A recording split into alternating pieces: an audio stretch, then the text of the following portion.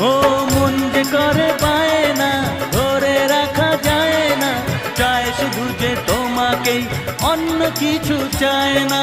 জানাই তোমাকে তা দুটি চোখের ভাষা, এই তো ভালোবাসা।